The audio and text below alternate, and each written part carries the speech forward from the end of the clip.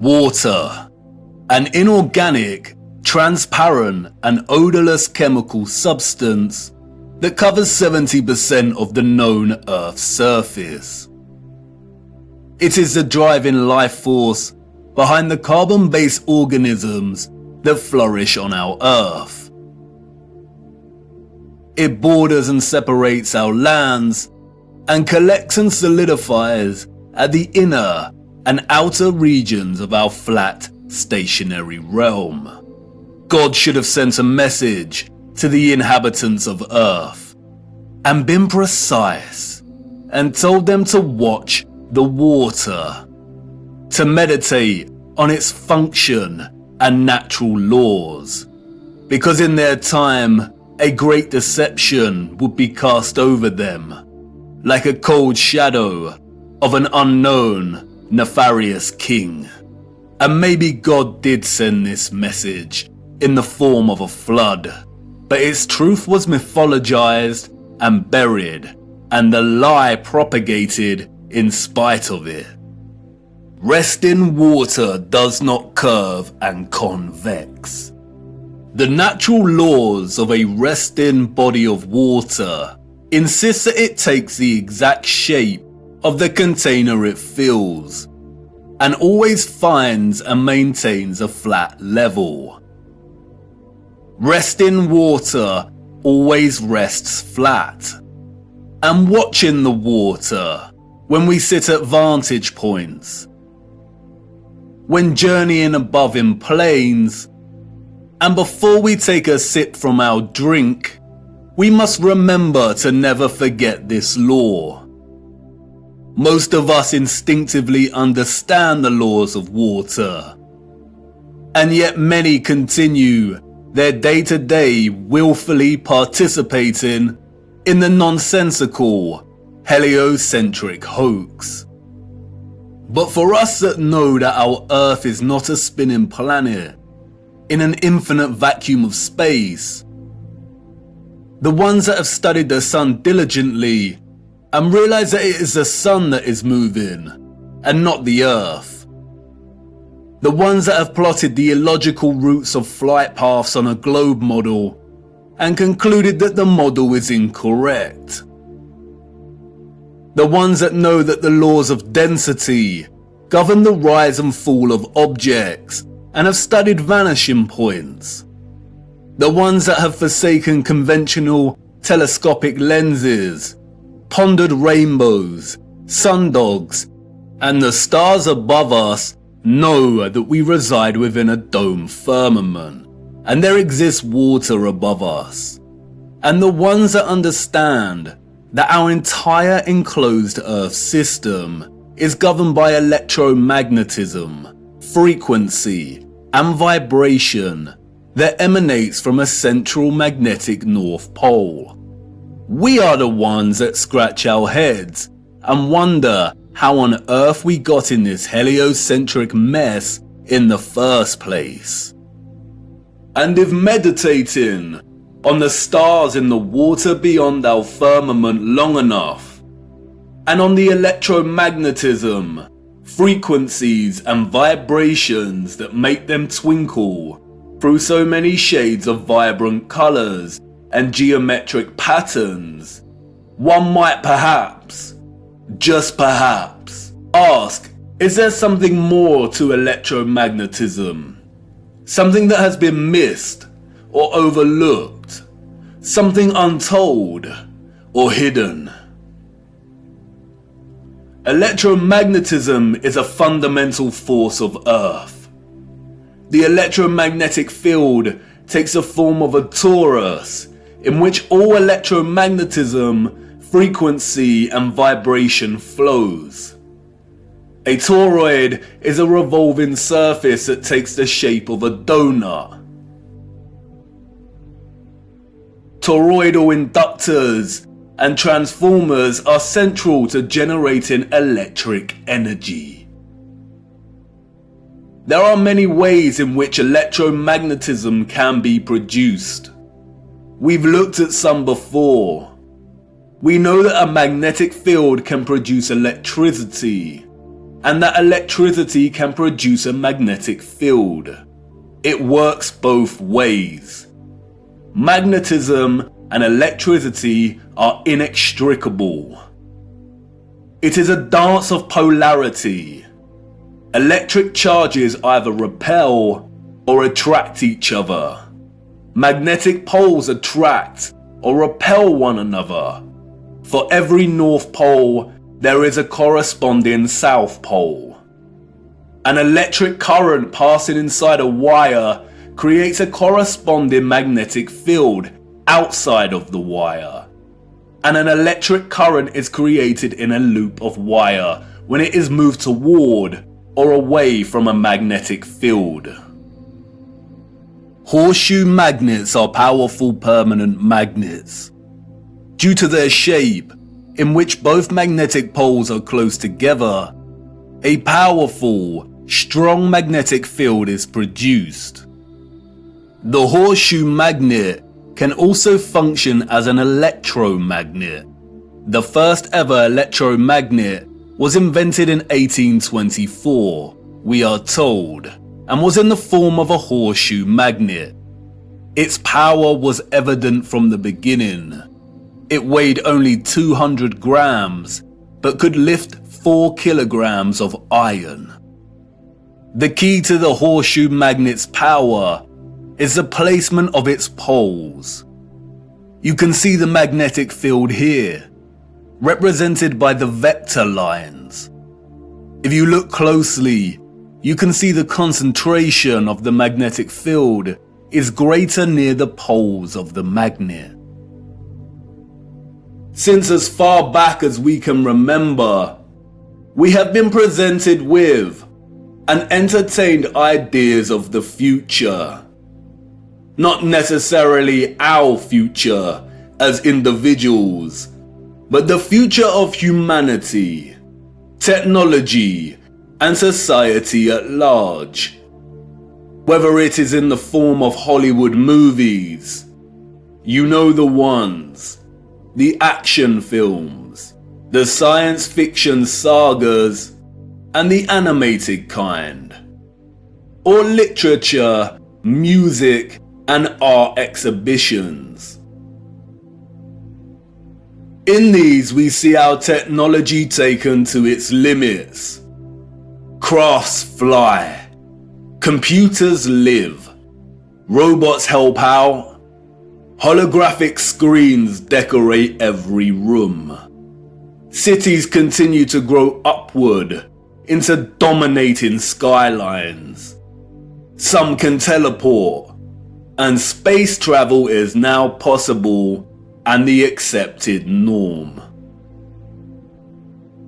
Outside of fiction, we also have sobering documentaries telling us where we are heading, usually featuring narration by an old man, lamenting the unstoppable path we are on. It's all very serious. We are destroying our planet, the only one we have. And we have political parties, non-governmental organizations, and the trusted voices and scientific, award-winning geniuses sharing similar messages. And really, when you look closer at both the fiction and the alleged facts, they all share the same underlying premise and principles. We are becoming so technologically advanced that the planet we reside on is no longer enough, or can no longer sustain our activity. The advanced artificial intelligence systems, the flying crafts, the breakthroughs in cloning and medical beds mean that the natural world has suffered as a consequence. And depending on the type of genre you are entertaining, the solution is either 1.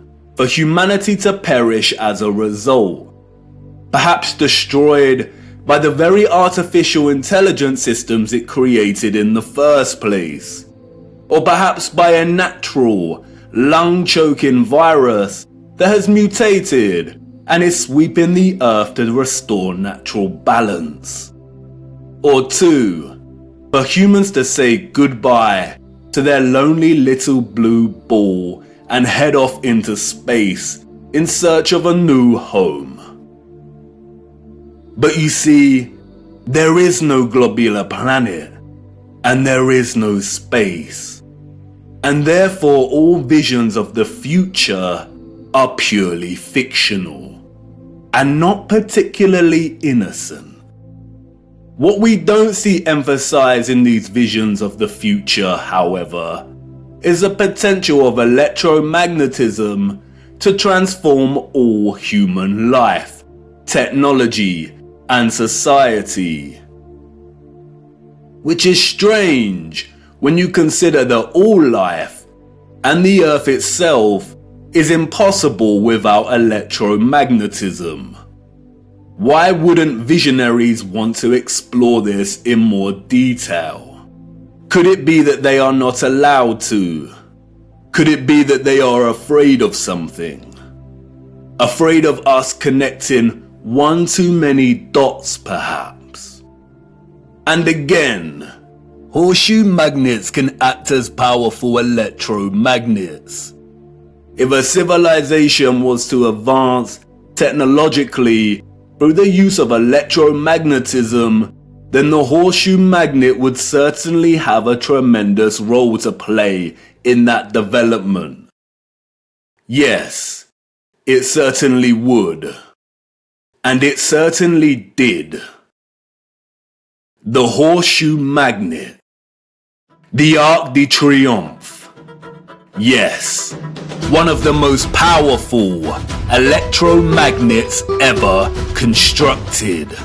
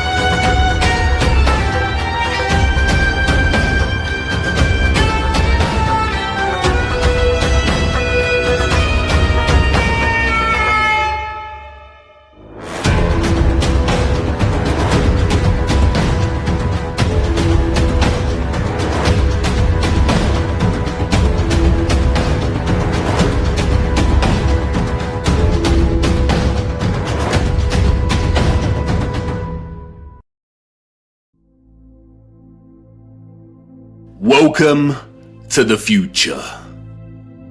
Except it's the past. The future came and went, and we missed it.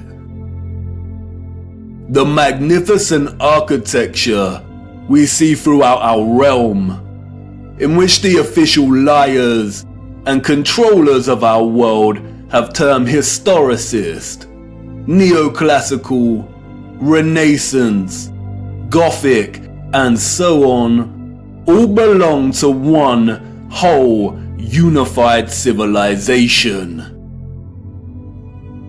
A civilization so developed they had harnessed the power of electromagnetism to such a high degree that they not only built these huge structures, but also crafted them with utter finesse and beauty. A celebration of their own technological advancement. The structures were designed with the sole intention of harvesting and generating electromagnetic energy and distributing it across the world. Their cities, towns, an entire way of life ran and depended on the use of free, clean, and powerful electromagnetic energy. The energy was harnessed and collected from the ionosphere above our heads through the use of antennas, spires, domes, and towers. All the impossible structures we see today have been repurposed and rebranded by our controllers and the citizens of the 19th century. This is not a church. This is not a mosque. This is not a castle. And this is not a government building. These are generators, powerful and gargantuous. They would collect and generate the electromagnetic energy, which was then stored in huge power stations and distributed and redirected by sophisticated, advanced structures, one of which is the huge electromagnet, or what we've come to know as triumphal arches. The energy was stored in batteries and capacitors, such as towers and obelisks.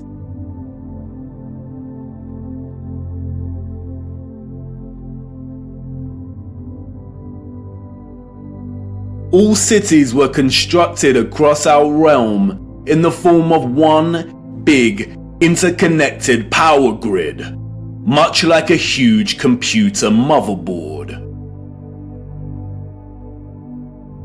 I already know what you're thinking. What? He's finally lost it. He had us with flat earth, but this is just too much. I know. The backup programming is kicking in. But before you turn away to leave and cast aside your muddy boots, let me show you how it worked. As you know, we live on a flat stationary plane. At the center is a source of magnetism at the North Pole, and directly above this is Polaris, fixed at the central and highest point of a wondrous crystalline dome firmament. Beneath the firmament, different layers of atmosphere exist at different heights.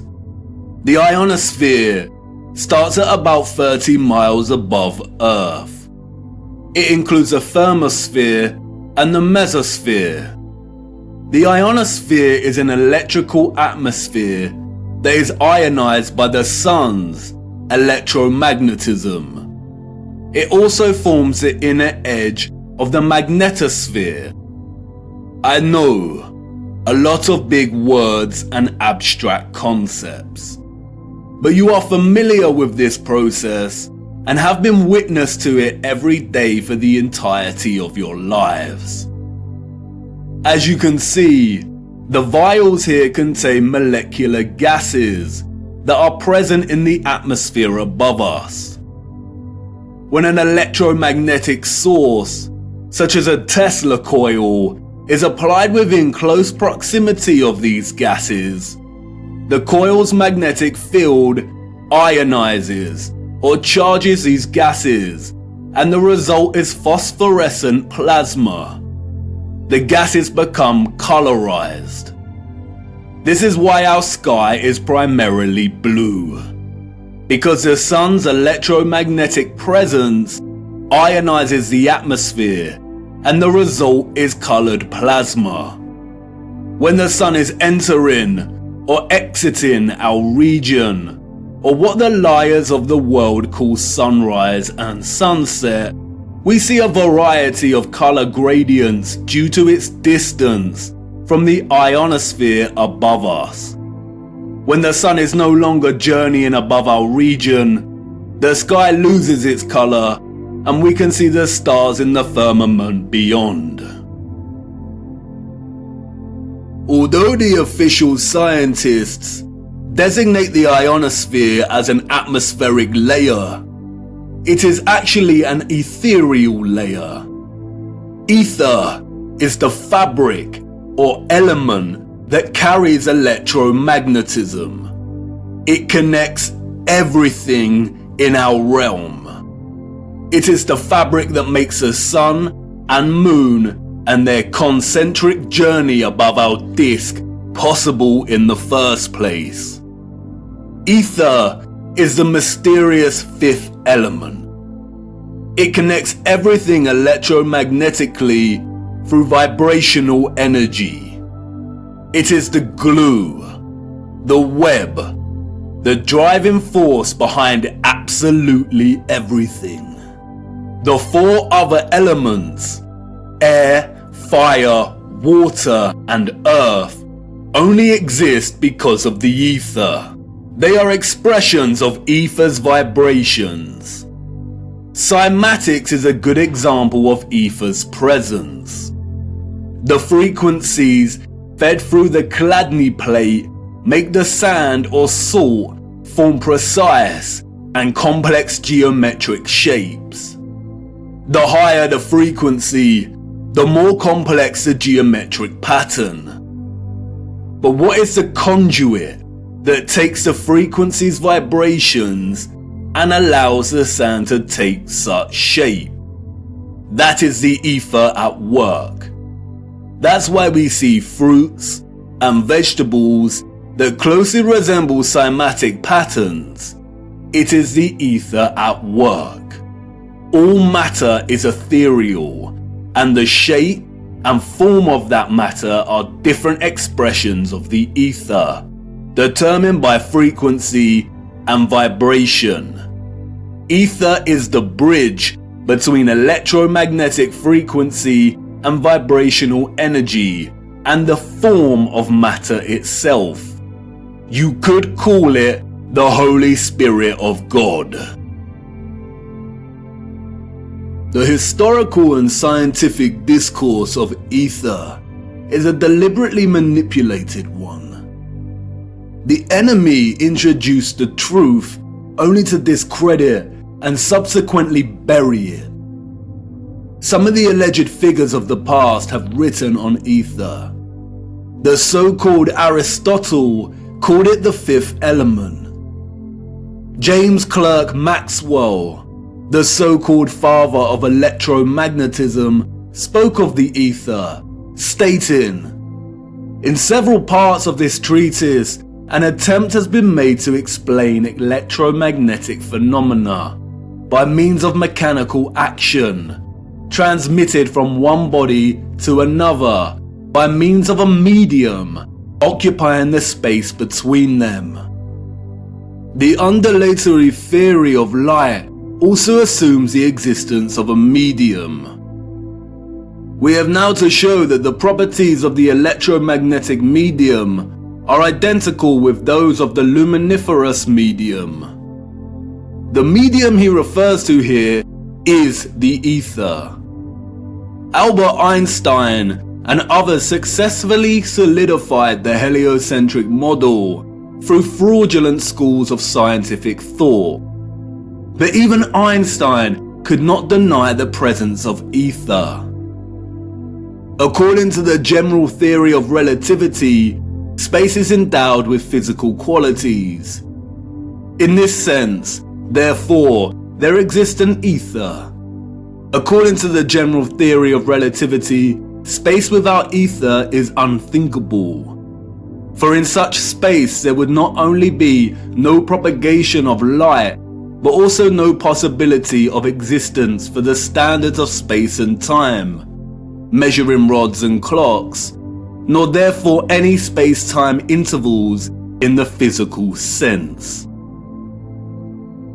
Even contemporary scientists, under the spell of heliocentrism, admit it is nonsensical to deny ether's existence. Today, the vacuum is recognized as a rich physical medium. A general theory of the vacuum is thus a theory of everything, a universal theory. It would be appropriate to call the vacuum ether once again. Returning to the ethereal ionosphere. As I said, this layer of ether above our heads is a constant sea of electromagnetism, and is responsible for the colored plasma above that we call the sky. The source of its electromagnetism is the sun. It is because of this ionized layer that we get ionospheric lightning in the form of sprites, which in turn influence the thunderstorms below. An ion is a particle, atom, or molecule with a net electrical charge. Electricity is a continuous flow of ions. The electrolytes in our body are ionized. Everything is connected by electromagnetism and the ether. Our highly developed and sophisticated historical ancestors not only understood the workings of the ionosphere and the ether, but they had developed methods to masterfully harvest it as a fuel to power the entire Earth. And while the exact process by which they were able to extract the ether is deliberately hidden from us and remains unknown, the structural remains that humanity has since repurposed and reused as architecture offer us many clues as to how it all worked. The evidence is everywhere for those with eyes to see, and once you see it, it becomes so glaringly obvious that you'll kick yourself for never noticing in the first place. The matter is very complex, and it will take time to really flesh out. So for now, let's have a closer look at some of these structures, and I will introduce some basic concepts. As we continue our journey, we will explore everything in more detail. We see them everywhere.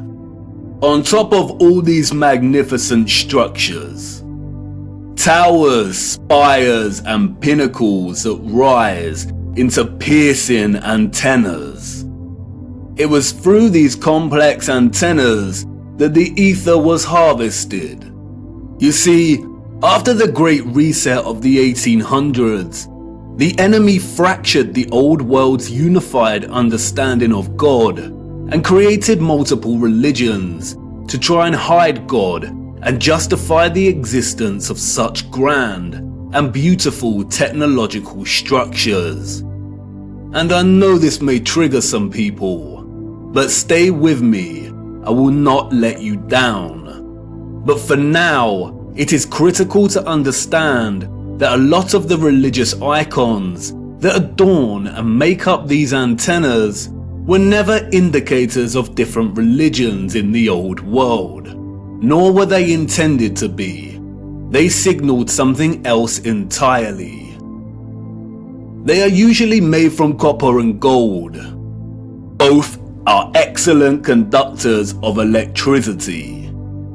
In many of the structures we call cathedrals, the symmetrical spikes on the pinnacles worked in a similar fashion, extracting ether from the ionosphere. Once harvested, the energy would inevitably have been drawn down into the top larger portion of these domed structures. When examining many of the interiors of these domes, we come to realize that they rely heavily on symmetrical ornamentation. This is achieved by indentation or cavities in the masonry. In the world of electromagnetism, a cavity resonator works through symmetry to produce oscillation or vibration of energetic particles. Symmetrical shapes force energetic particles or ions to vibrate in a constant manner. Is this why we see perfect symmetrical ornamentation within the ceiling of many domed structures?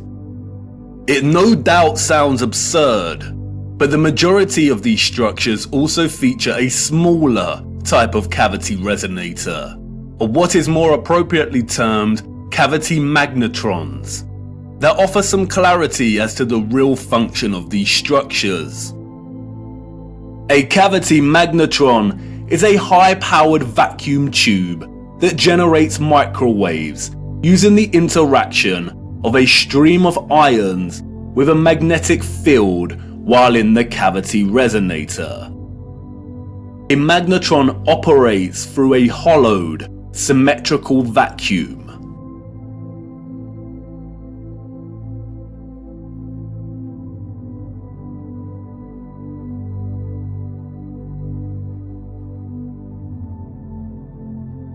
It emits powerful microwaves that can act as a source of free energy.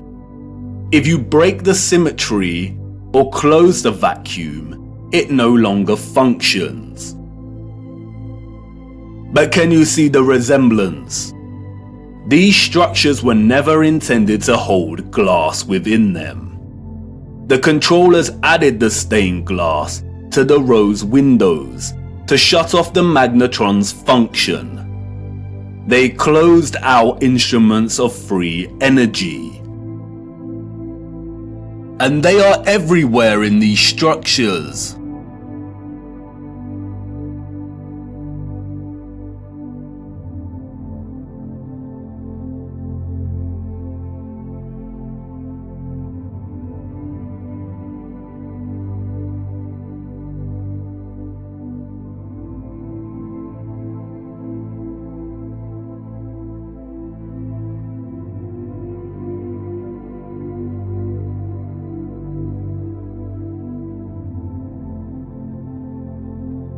Interestingly, if you look at the geometry of entire sections of the structures themselves, then it becomes very evident that they functioned in their entirety like a cavity magnetron to generate energy.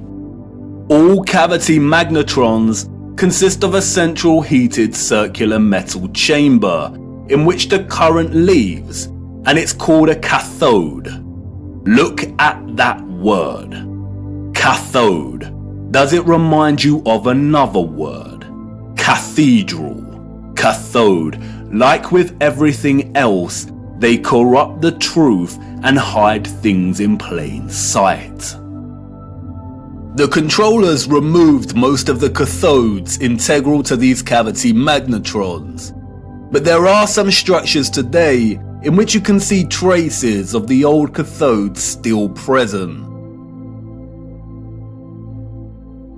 The heavy reliance on symmetry and cavities within these structures is not coincidental. The symmetrical ornamentation would have worked in a similar manner, causing the energetic particles to vibrate in a constant manner. The flowers within the squares can be understood as similar to acoustic resonators, working to vibrate the ions. It is here that the energy would have been continually manipulated into vibrational and electromagnetic energy of specific frequencies. Really look at these magnificent acoustic resonators. Could you craft one of these by hand today, and at such height? Why would an underdeveloped people spend so much of their time crafting such perfect symmetrical ornamentation, especially if it had no function and was purely aesthetic? They wouldn't. The cavity resonators and magnetrons would have had to have worked in partnership with a central engine or reactor contained within all these structures. Both resonator and reactor are interesting words. Just like the words conductor, generator, creator, and the name Mercator, they all contain the word Tor within their linguistic structure. They hold a linguistic memory and pay homage to the torus or toroidal field. The torus is the flow of electromagnetism. Without this flow of energy, there would be no life on Earth. No one can really know for sure, but some have suggested that the engine was probably similar to a fusion reactor. The traces of these engines can be found within all of the larger generators. The empty shell of where the engine used to reside is usually, but not always, octagonal. It's been right in front of our faces the whole time. The controllers remove the engines, sometimes repurposing the space as baptistries and bandstands, sometimes just leaving the base either barren or attempting to cover them up. We see these octagonal structures in cathedrals, government buildings, mosques, and detached bandstands. And unless they have been repurposed, these structures seem to hold no overall function. They do not contribute to the overall structure. They appear superfluous and unnecessary. Theories have surfaced that the engines or central technological mechanism was similar to a tokamak. And while I do not subscribe to this idea, which will become evident as to why later in our journey, for now we will use it for illustrative purposes. A tokamak is a powerful device that uses a magnetic field to produce plasma in the form of a torus. The contemporary tokamaks we see are used in thermonuclear fusion power. The tokamak's toroidal field, in conjunction with the vibrating ions from the ether, would have produced a highly conductive electromagnetic field of gases called plasma, just like our sun and ionosphere. If those of the old world used anything closely resembling a tokamak's capability, then the result would have been an abundance of free, powerful, clean electromagnetic energy that could fuel entire cities and the entire Earth. These were never churches, cathedrals, castles, and parliament buildings. They were all huge engine generators.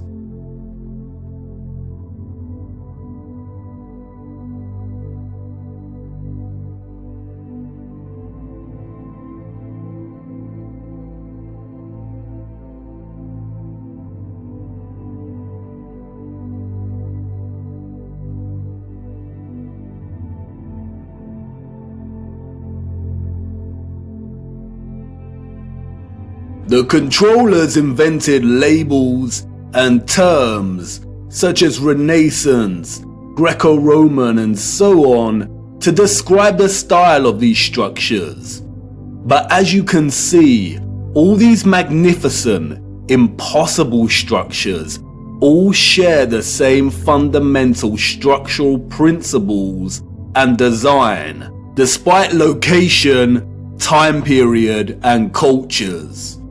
And this is because they were created with the sole purpose of generating energy. And just because these structures were never used for prayer and worship does not mean they were not holy sites. The civilizations of the past had a relationship with the Source and the Holy Spirit, or the Ether, like no other. And they paid homage, reverence, and thanks to it by constructing their generators with such splendor and beauty.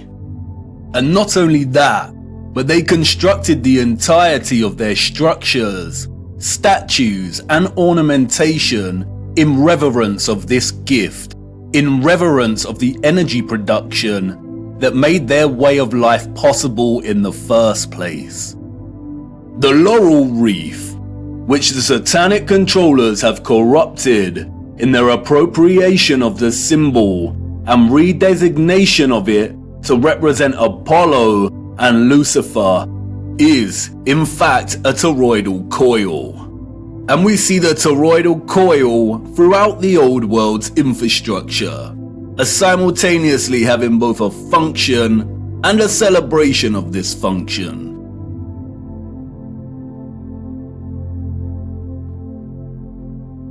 Electromagnetic coils are electrical conductors. They are used in applications where electric current interacts with a magnetic field. In devices such as generators, motors, inductors, and transformers. Most coils take the form of a toroidal coil or spiral.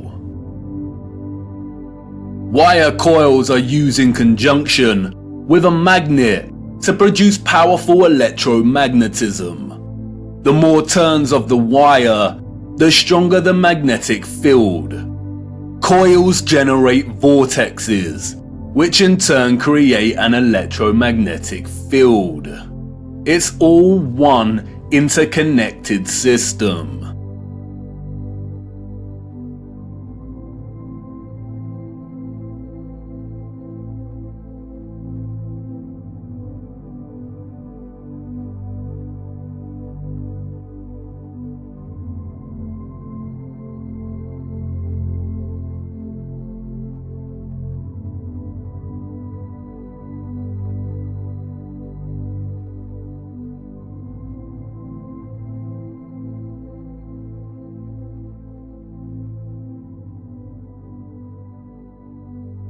And we see it everywhere.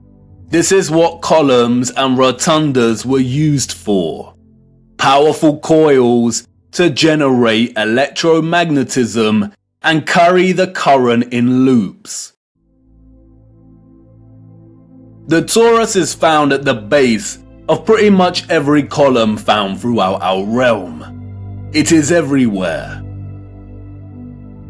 Look at the movement of electricity through a wire and the simultaneous magnetic field it produces. This is exactly the shape of a column.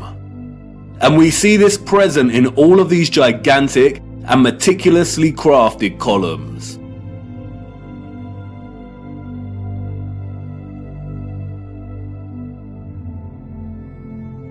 This is why we see the magnetic field represented at the top of a lot of columns.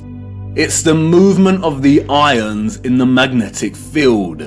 It's the movement of the toroid and the toroidal vortex.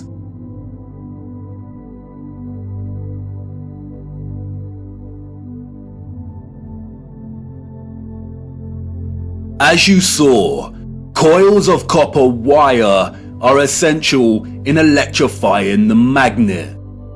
And I know what you want to say. That's great, but the columns and other structures you are referring to are made of stone. But you see, all of these impossible structures are made from a mixture of stone and metal. They used iron bars in their construction. Iron is magnetic.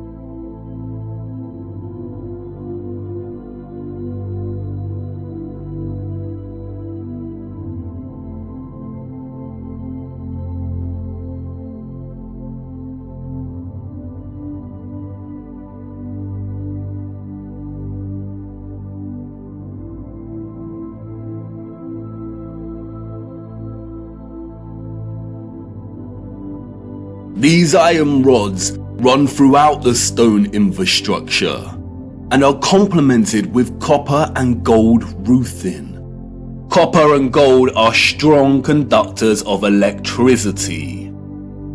Often we find entire statues, arches, domes, and roofing made from a distinctive blue copper. Furthermore, the limestone, granite, and dolomite stone is mixed with crystal silicon or quartz. Quartz has strong electric potential. The colonnades and arches we see everywhere were at once integral components to the overall electromagnetic infrastructure, while also constructed in geometric forms that mirror the flow of electromagnetic energy, such as coil loops, horseshoe magnetic fields, and toroidal vortexes. As with everything else constructed in the old world, they were both functional and crafted as a homage to that function. A lot of ethereal energy was stored in structures constructed from red bricks and concrete. Red bricks and concrete are excellent conductors of electricity. They operated as huge capacitors or batteries. According to new research, red bricks can be converted into energy storage units that can be charged to hold electricity, like a battery, and can store energy until required for powering devices. The key to this battery-like function inherent within red brick is the iron oxide. The development and use of red brick is so important, and we will be returning to this subject much later in our journey. The really big red brick power stations and batteries were designated and recognizable by their white stripes, such as St Pancras Railway Station in London, and many other famous structures. We still carry this red and white stripe designation of power stations today, and it is also an indicator for the magnet. Some were constructed of blue, black, and brown with white stripes. Towers, obelisks, and small clock towers functioned as the intermediate capacitors or batteries to store, distribute, and provide energy throughout the grid. The entire flat realm Earth was connected as one whole grid, a complex interconnected system of free energy production, distribution, and consumption. And this entire grid was destabilized and deactivated somewhere between the 17th and 19th century. Power grids like this do not function on a spherical mass. Our historical ancestors knew that the earth they walked upon was flat. This type of futuristic technological advancement is the result of a civilization knowing exactly what type of earth they lived upon. They were not subject to the same satanic deceptions and abuses as we are. They were not raised believing they existed on a lonely, globular rock spinning in the vacuum of space. The true, ethereal, electromagnetic properties of the Earth were not hidden from them. They knew there was a domed firmament above their heads. They studied it. They imitated its properties and understood its central relationship with the entire ethereal existence of electromagnetism. They revered the magnificence of its craft and showed utmost gratitude to the Source, to God, and the ethereal Holy Spirit for giving them everything they needed. Look. Domes.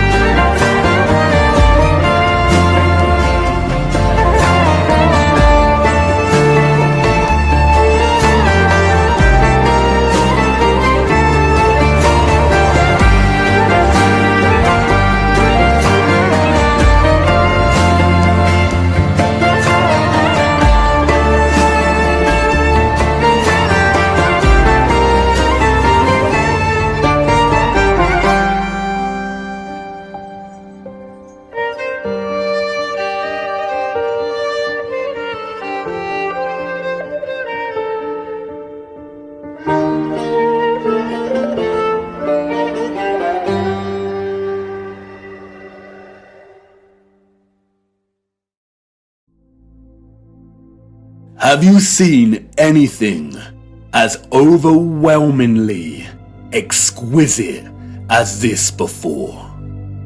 How have we lived our entire lives and not seriously considered the impossibility of these structures?